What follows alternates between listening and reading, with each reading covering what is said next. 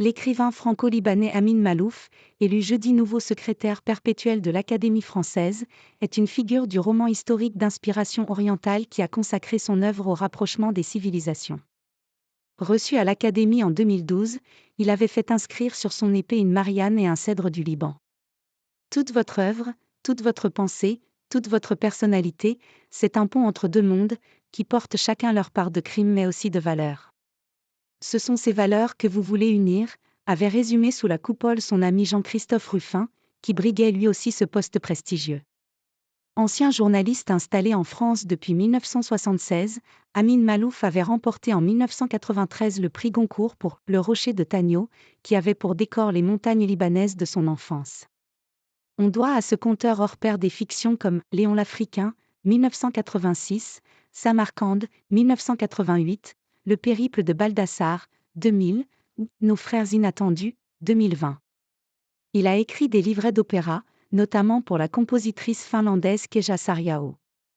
L'un d'entre eux, L'amour de loin, a été créé en 2000 au Festival de Salzbourg. Les thèmes de l'exil, du nomadisme, du métissage culturel, de l'identité habitent ces livres, écrits en français, érudits et porteurs de plaisir romanesque. Dans Origine, 2004, il racontait se sentir l'obligé de ses ancêtres. Chez les siens, écrivait-il, on est naturellement nomade, cosmopolite, polyglotte. Et c'est la famille, le lignage sacré, qui fonde l'identité diasporique des êtres qui, comme lui, vont, depuis le Liban, et s'aimer de par le monde.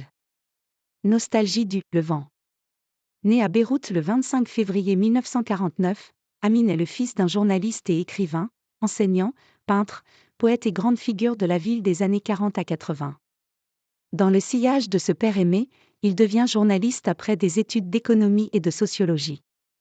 Pendant 12 ans, il est grand reporter, couvrant la chute de la monarchie éthiopienne ou la dernière bataille de Saïgon.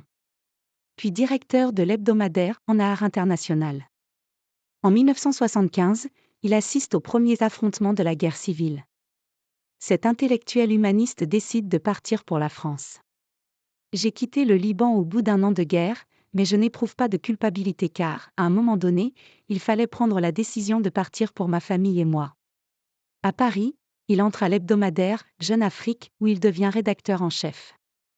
Dans la foulée d'auteurs libanais comme Charles Corm, Nadia Tueni ou Salah Stétier, Amin Maalouf écrit avec ce mélange de force et de douceur propre à l'Orient. Mais, dit-il, si, en Occident, on me trouve oriental, en Orient, on me trouve très occidental. Cet homme réservé, souriant, attend 1993 pour évoquer le Liban dans un livre, Le Rocher de Tagno, par superstition peut-être, comme si écrire sur mon pays allait encore aggraver son malheur. Je ne me suis jamais éloigné du Liban, c'est mon pays qui s'était éloigné de moi.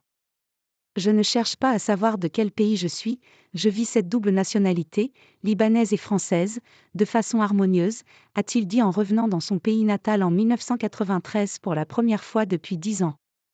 Dans Les Désorientés, 2012, il s'inspirait de ses années d'université pour évoquer avec nostalgie son pays, le Levant, où avant la guerre, toutes les communautés coexistaient. Il y avait, selon lui, une qualité de coexistence entre des communautés différentes qui a disparu et n'aurait jamais dû disparaître car cela aurait dû être la préfiguration de l'avenir et aujourd'hui cela appartient au passé.